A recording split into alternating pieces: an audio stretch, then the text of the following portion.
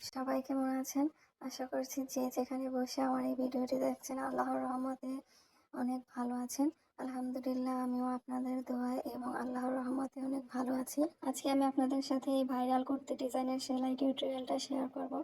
এর আগের ভিডিওতে আমি আপনাদের সাথে এটা ড্রয়িং ভিডিও শেয়ার করেছিলাম। তো আপনারা চাইলে আমার চ্যানেলে গিয়ে সেই ড্রয়িং ভিডিওটা দেখে নিতে পারেন। তো আমি ডিসক্রিপশন বক্সে এটার লিঙ্ক দিয়ে দেব, আপনারা চাইলে সেই লিঙ্কেও গিয়ে এটা ড্রয়িং টিউটোরিয়ালটা দেখে নিতে পারেন। তো এখানে আমি প্রথমে ফুলটা সেলাই করে নিচ্ছি। তো ফুলটা সেলাই করার ক্ষেত্রে এখানে আমি সাদা সুতাটাকে 2 গুণ করে নিয়েছি। আর এই সুতাটা হচ্ছে লাচ্ছি সুতা। তো লাচ্ছি সুতা দিয়ে কিন্তু আমি এই ড্রেসের সবগুলো কাজ করে নিয়েছি। আর আমি বেশিরভাগই কিন্তু এই লাচ্ছি সুতা দিয়ে কাজটা করে থাকি। তো মাঝে মধ্যে আমি ডিএমসি এবং সিল্ক সুতা দিয়েও কাজ করি, তো সেটা খুবই কম। তো বেশিরভাগ আপনারা আমার ভিডিওগুলোতে এই সুতার কাজটাই দেখতে পাবেন। তো এখানে আমি ফুলের পাপড়িটা সেলাই করার ক্ষেত্রে শার্টিন ভরাট সেলাইটা দিয়ে ভরাট করছি। তো যেহেতু ফুলের পাপড়িটা উপরের দিকে একটু ছড়ানো, নিচের দিকে একটু চাপানো, এই জন্য কিন্তু ভরাট সেলাইটা একদম পুরোপুরি লম্বালম্বি দিলে আপনার নিচের দিকে কিন্তু সুতাগুলো একদম ভারী হয়ে থাকবে। এই জন্য কিন্তু উপরের দিকে সেলাইটা করার সময় মানে উপরের দিকে আপনার ভরাটটা ফিল আপ করার জন্য একটু শর্ট লং করে ভরাট সেলাইটা করতে হবে। তো দেখুন আমি সবগুলো ফুলের পাপড়ি কিন্তু একইভাবে সেলাই করে নিয়েছি। আশা করছি আপনারা সেলাই কাজটা বুঝতে পেরেছেন। তো এর আগের ভিডিওগুলোতে কিন্তু শার্টিন ভরাটের সেলাই আমার অনেক ভিডিও আছে, আপনারা চাইলে সেখানেও কিন্তু গিয়ে দেখে নিতে পারেন। তো এখন আমি ফুলের মাঝখানে হলুদ সুতাটা দিয়ে ফ্রান্স নট সেলাইটা করে নেব। তো ফ্রান্স নট করার ক্ষেত্রে এখানে আমি 2 গুণ সুতাটাকেই নিয়ে শুয়ের মধ্যে 2টা করে প্যাচ দিয়ে নিয়েছি। তো ফুলের মধ্যে এই ফ্রান্স নট সেলাইগুলো দেখতে কিন্তু খুবই সুন্দর লাগে, দেখুন।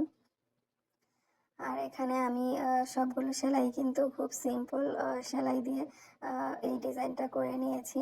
তো দেখুন ডালের কাজটা কিন্তু আমি ডাল 4 সেলাই দিয়ে করে নিচ্ছি। আর এই ডালের কাজ এবং পাতার কাজগুলো সবগুলোই আমি সেদ্ধ জলপাই কালার সুতা দিয়ে করে নিয়েছি। তো ডালের কাজটা করে নেওয়ার পরে এখন আমি পাতাগুলো করে নেব। তো এখানে আমি পাতাগুলো লেজ ডেজি স্টিচ দিয়ে করে নিচ্ছি। তো লেজি ডেজি সেলাইটা কিন্তু খুবই সহজ আর খুবই সিম্পল এবং খুব দ্রুত কাজটা হয়ে যায়। আপনারা যে কেউ চেষ্টা করলেই কিন্তু এই সেলাইটা করতে পারবেন। আমরা যখন নাকি কাঁথা সেলাই করে গ্রামের মহিলারা, তারা কিন্তু এই কাঁথা সেলাইয়ের মধ্যে কিন্তু এই সেলাইটা দিয়ে থাকে। তো যারা একদমই সেলাই কাজ পারে না, তারাও কিন্তু এই সেলাইটা খুব সহজেই করে নিতে পারে। এটা চেইন সেলাইয়ের একটা ছোট ভার্সন আর কি। তো এটাকে লেজি ডেজি স্টিচ বলে। দেখুন এটা দিয়ে কিন্তু আমি পাতাগুলো দিয়ে নিচ্ছি। তো এই বনফুলের মধ্যে কিন্তু এই পাতাগুলো থাকবেই। এরকম চিরল চিরল পাতাগুলো সেলাই করার ক্ষেত্রে এই লেজি ডেজি সেলাইটাই ব্যবহার করা হয়। তো এই ভাইরাল কুর্তি ডিজাইনের মধ্যে বনফুলের ডিজাইনটা কিন্তু খুবই সুন্দরভাবে ফুটে উঠেছে। তো এক একজন কিন্তু এক একভাবে এই বনফুলের ডিজাইনটা করে নিচ্ছে। বর্তমানে নেট কাঁপানো ভাইরাল এই কুর্তি ডিজাইনটি ফেসবুক, টিকটক, ইনস্টাগ্রামে অনেক বেশি ঝড় তুলেছে এবং অনেক পেজে কিন্তু অনেক বেশি দামও হটিয়ে নিচ্ছে। তো আপনারা চাইলে কিন্তু আমার এই টিউটোরিয়াল ভিডিওগুলো দেখে নিজেরাই ঘরে বসে এরকম ভাইরাল ডিজাইনের কুর্তি বানিয়ে নিতে পারেন।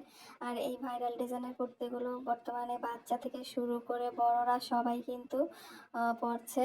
অনেকে আবার মা মেয়ে ম্যাচিং করে এবং কাজিন বা 2 বোন এরকম ম্যাচিং করে পরে। আর এই কুর্তি ডিজাইনটা ড্রয়িং করা যতটা সহজ, সেলাইটা কিন্তু আরও বেশি সহজ।